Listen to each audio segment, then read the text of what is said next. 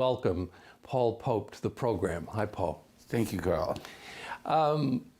We usually go back to the beginning with guests on this program and ask them a little bit about their childhood. What can you tell me about your growing up years? Where did you grow up and what was your neighborhood like?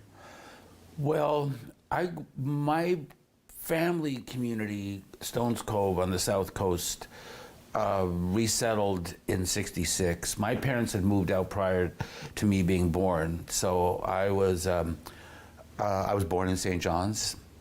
But when Stones Cove and Anderson's Cove were resettled, like both our grandmothers moved in with us, all our relatives are from the south coast. So you could call, I grew up in town on, Cherry Hill Road by New Cove Road behind George G.R. Parsons, for people who remember. And but I was completely surrounded by Fortune Bay. People from Fortune Bay were a big part of my life, and Fortune Bay still rings through in our family. My oldest son is a history major, and that's his main area of focus. So, and we go back and forth. But East End, Mm-hmm. So, when and how did you become interested in filmmaking? Well, it started in still photography, and it was in grade 3. My teacher was Mrs. Brown, and there was a reader we had where this mystery is solved by kids taking pictures, and then when they develop it, they find the missing locket and stuff. And so I decided right then and there I wanted a darkroom, and so my parents just said no. Because I wanted everything. Anyway, so I eventually got a darkroom. I was in grade 4 by the time I got it, and it stuck with me. So I was taking pictures and developing prints and stuff. So then, after 2 or 3 years, it evolved into a bigger darkroom in the basement of my house, and an enlarger, and doing all of that stuff. So it just kind of stuck with me. And then at the same time, my brother David, who is 8 years older than me, he and his friends were making short films in a little group they called Soul Brothers. And my brother went on to become the first, it was him and Mike Jones and a few others that established the Newfoundland Independent Filmmakers Cooperative in 75. And so I went off to Ryerson to study photography and ultimately film in 1976. And it was between 76 and 80, NIFCO kind of became established, and that was what attracted me back. But, so it was, and then my brother passed away in '88, but I continue. So when you were at university, you came away with a film degree, or what was it? I got a Bachelor of Applied Arts in Film and Photography from, at the time, Ryerson Polytechnical Institute, which is now Bachelor of Fine Arts from Ryerson University. And whatever they might rename it now, who knows? Yes, that's right. They're in the process of coming up with a new name. But is that where you made your first movie? The first, well, so NIFCO was and is a cooperative, and it was very heady times in 75 and 76 in the early part, because nobody could make movies on their phones.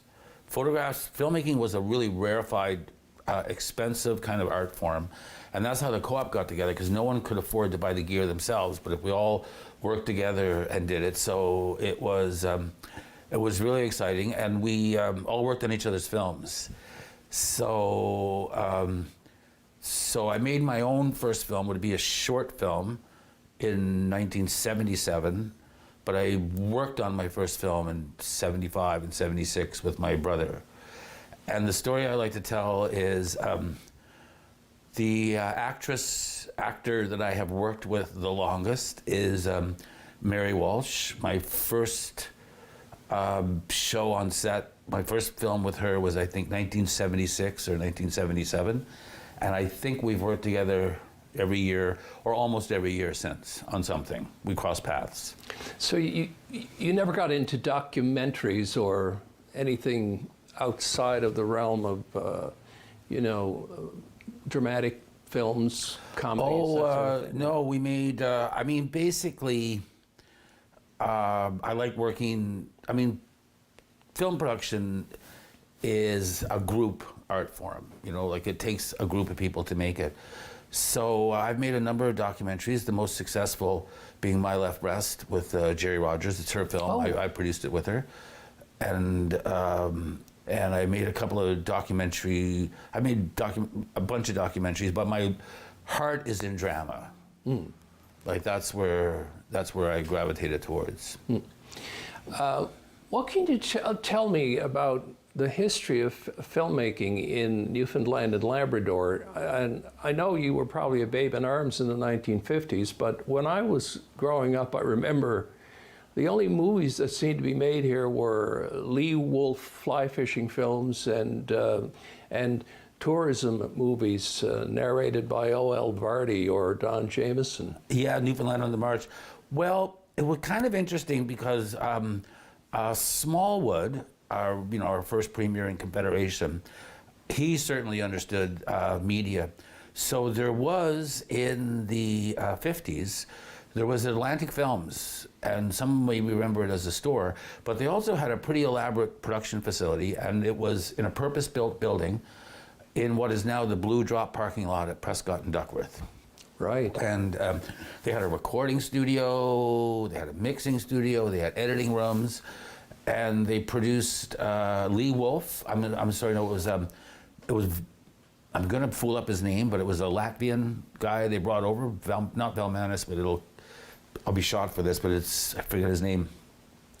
But they brought over it was a pretty elaborate film production operation. I think Ralph Pilotis worked with them. Oh, for sure, yeah. Point, but yeah. then also in the 70s, Memorial University Extension Services partnered with the National Film Board to create the Extension Services Film Unit, and it was the thing on the go when I started in the business, and we had an educational Squires TV channel. was involved with them as well. Yeah, we had an educational TV channel, Channel 13. We made That's right. Decks Awash with NTV that was on equivalent to Land and Sea. Exactly. And there was like a ton of material, and then at the same time, the Canadian Broadcasting Corporation was on steroids. There were like three big shows being done: the Wonderful Grand Band, Root Cellar, the Pigeon Inlets, the tons of talk shows. I mean, you were around for a bit of that too, right? Yes, It was yeah. an amazing production facility. So you had like the National Film Board had a presence in Newfoundland. There was the CBC on wheels, just like crazy amount of production. There was the film board, the Educational Film Unit at Memorial, which was up on Ridge Road, and so for us, they were the establishment. They were the establishment, and the films that there was also another boom coming on in the 70s and 80s of independent filmmaking, film art, film as political positions and stuff. There was a bunch of different films. And so NIFCO kind of grew out of that. So we were seen as, there was a quote, there was someone at the CBC you would remember, I won't mention, who described us as a bunch of pot-smoking hippies on welfare. And I can tell you, we're not on welfare anymore. The CBC became our best partner over the next 20 years and remain, one of our best partners in terms of, buying what we do, partnering with us. A sister company is doing Son of a Critch. I've done tons of stuff with the CBC, so it's all worked out. Yeah. I'm wondering what effect having, Hollywood companies come here to do movies had on the industry. The people that came here to make A Whale for the Killing and Orca, for example. Did that have an effect on us locally? Not much, no. But I'm assuming they must have hired some local crew people. No, I mean, drivers, there were no crew. No. There were no crew. Like, if you go through it, the best, I mean, the productions, the bulk of the production in Newfoundland and Labrador has been created by us and produced by us. You know, like there's been, it's been about this place. Like that's the bulk of it. The big American shows, they'll come and go where they want, and they're great. Don't get me wrong, but you know, they're not to be counted on. Gordon Pinson shot 3 films here, which I think The Rowdy Man, John and the Missus, and Heyday, which I had the pleasure of producing with him. And I think Gordon's contribution had more significance because Gordon was able to find people to work with. He had a more vested interest in, like he called me to produce his 3rd film, Heyday, with him. And we had a ball, you know, so you know, I think that's important. How many of those were theatrical releases, or? They were all theatrical releases. Oh, okay. Heyday was a CBC Sunday night special movie, so I'm not sure. By that time, the theatrical release market had changed alterly, which has drastically changed and will never be what it was before. How many different jobs have you yourself done in the business? I kind of picture you like being somebody who's done basically all of the jobs. Well, so that's an interesting question because like what I tell people is that whether you're doing something very large like Hudson and Rex, where we have almost 200 people working for us and there's 100 people on the floor all the time, or whether you're doing a really short independent film with 5 people, the same jobs have to be done. You just don't know you're doing them. Like you're doing locations, you're doing craft services because you brought the food, you're talking to the extras, or you're the background performer for them, you're the production manager. Like, so all the jobs have to be done anyway. It's just as the project gets bigger, there's more to do, so more people have to do it. So yeah, there was a time at NIFCO where I knew how every piece of equipment worked and I could operate every piece of equipment.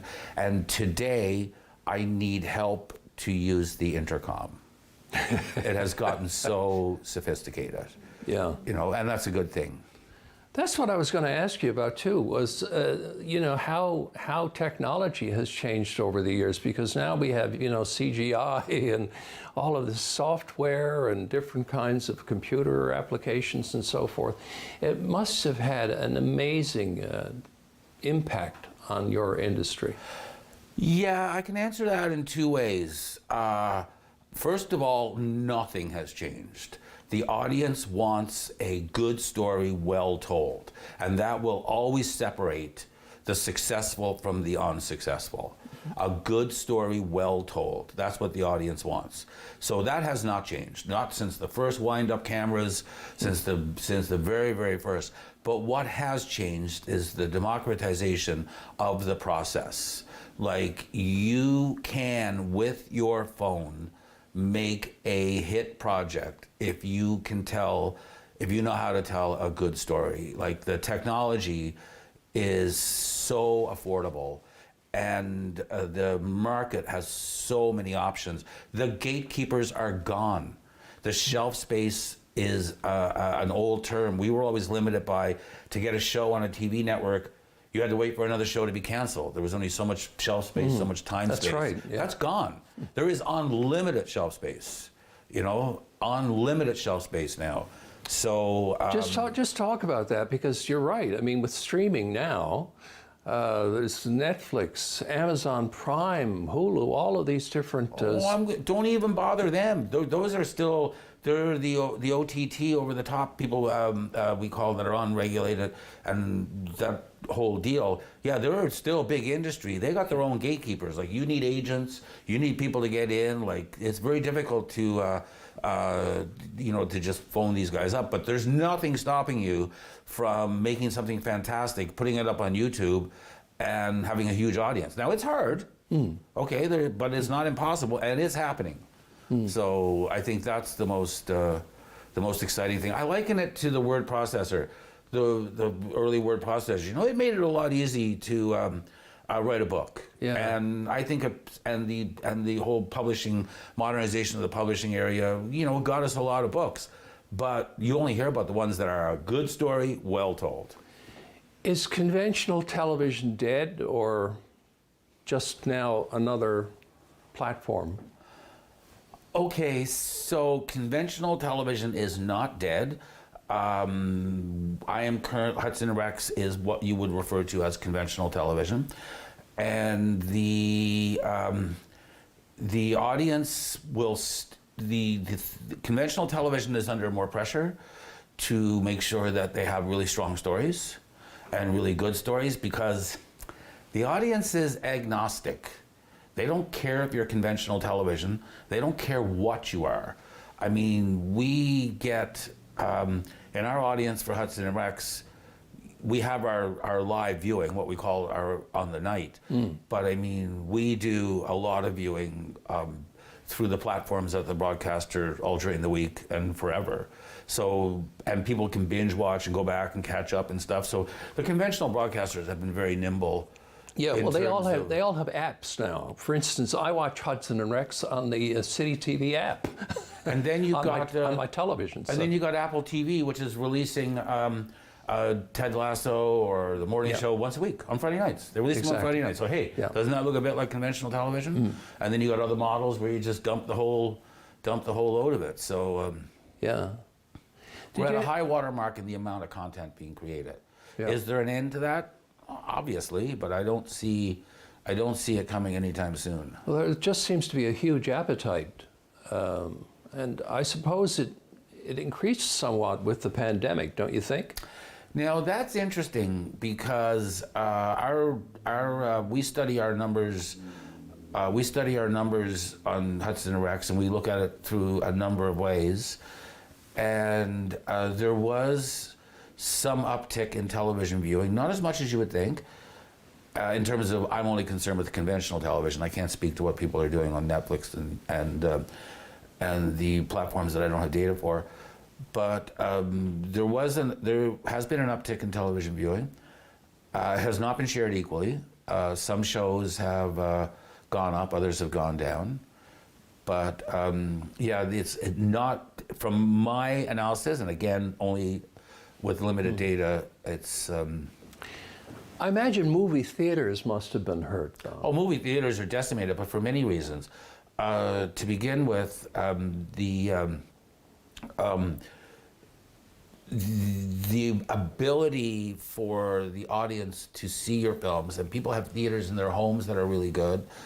The movie audience decline has been pretty regular for the last number of years, and the model now is very, very big, what they call tent poles, like big budget special effects blockbusters, where the big screen, big audience viewing, and the movie audience is a younger audience. So, and the younger audience is declining. We are an aging population. Tell me about your operation at Pope Productions, your physical plant. I mean, do you have your own editing rooms and studios and that sort of thing? So Pope Productions has an office on Duckworth Street. It's very small.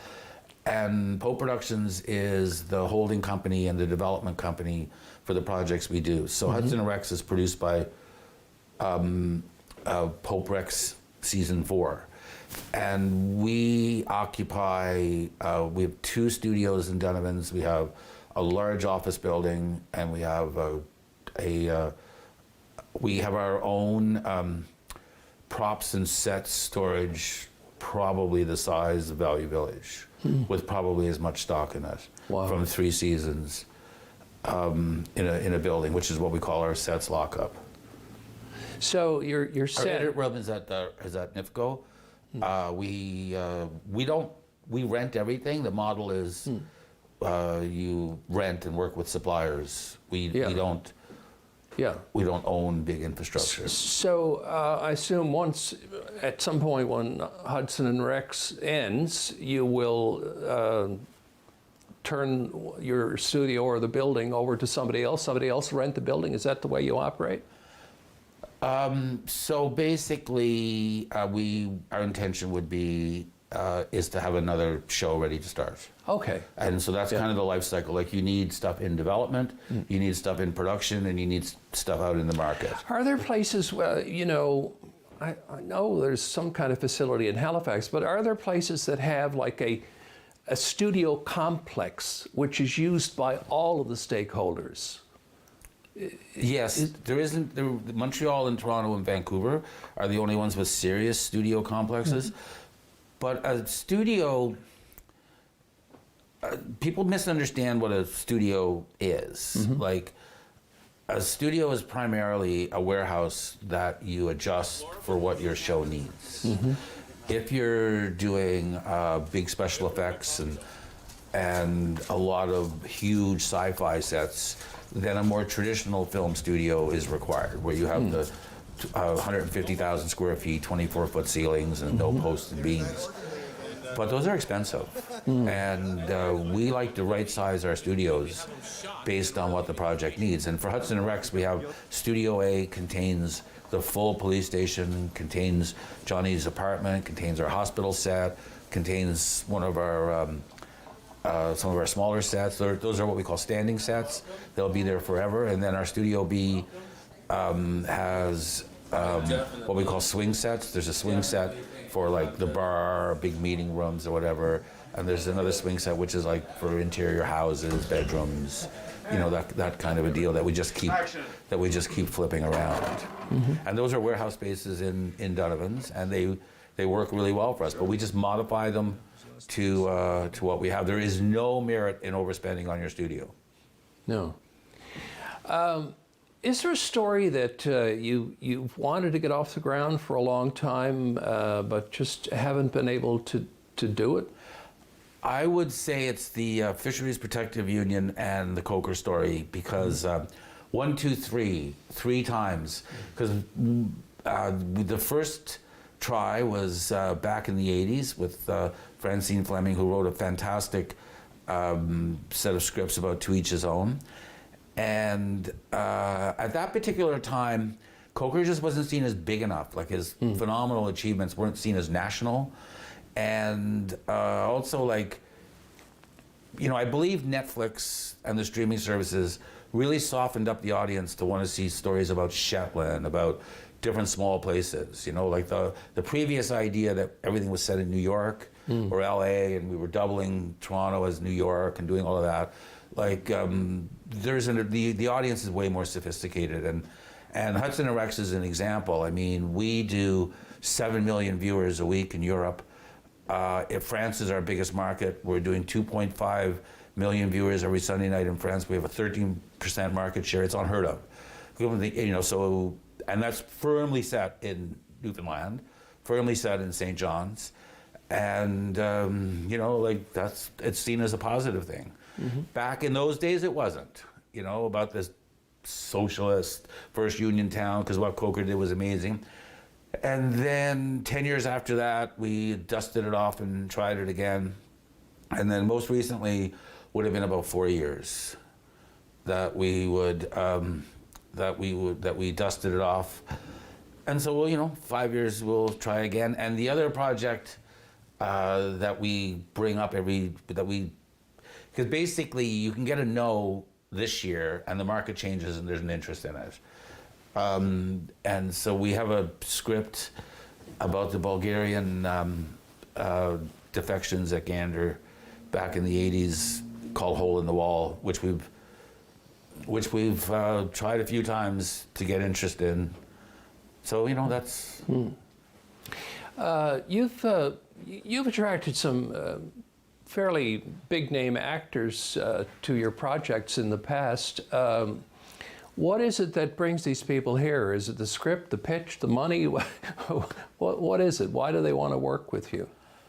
I think it's all of the above. But the most difficult thing is getting them to read what you have. And that is probably the most important job I have as a producer. That they're not going to read or entertain. You're not going to get it through their agents. You're not going to get it in front of them if the project has no chance to be made, or it's not an entry-level activity. That's a set of relationships that I have and people I partner with have, and you know, to get the script in front of them, to give them the confidence that it will be well made, and to give them the confidence that it will be, you know, properly marketed. I mean, it was crazy. Rare Birds was the first one. We were going out to very large actors, and it was in my office on Water Street. I had a fax machine. It was me and one other person, and I was typing up official-looking offers and putting them on the fax machine and going out, and you know, on the phone talking to agents and stuff. And it was, we had had European talent and LA talent. So I'm right in the middle in the time zone.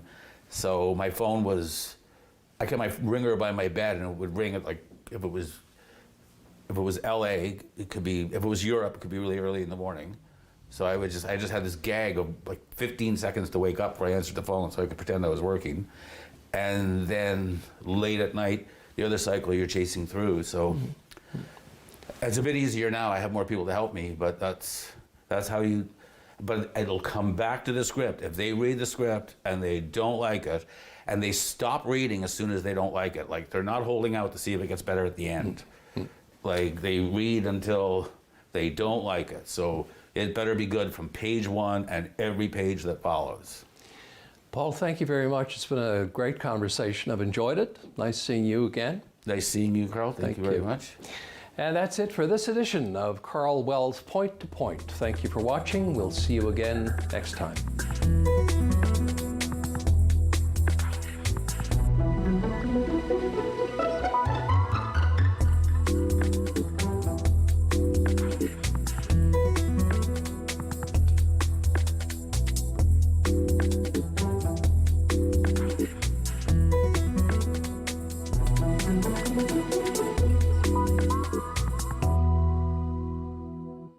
If you want convenience, Marie's Money Mart is here for you.